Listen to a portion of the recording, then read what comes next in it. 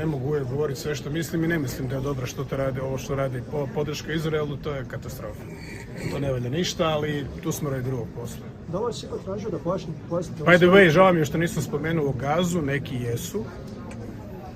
jesu, naprosto mi u vrijeme nije ušla ali mislim da to ne bi tamo ništa promijenilo, to je zatvoren sastanak.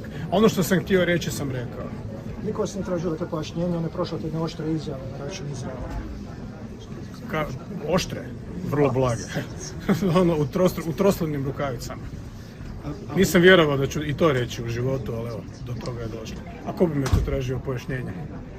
Neko od kolega sam... Pa ja bih očekivao da me vi tražite pojašnjenje, a sigurno neću odgovarati za to američkom ili njemačkom premijeru ili predsjedniku. To ne ulazi. Možete mi onda sada pojasniti, odnosno reći što biste voljeli vidjeti od Hrvatske države u kontekstu krize u Gazi? Priznat Palestinu. Mi smo krenuli od prava židovskog naroda na državu, koju su ateisti osnovali na biblijskim načelima. Misionarski, mesijanski, u redu. Nakon holokausta. Zemlja bez naroda, za narod bez zemlje. To je bio slogan. Sales pitch. To nije bila zemlja bez naroda, tamo je živjelo milion Arapa, muslimana. To je sve potjerano, izgnano i to je uništeno. Izrael je tako započeo svoj život. Ok. I dalje sam to podržavao.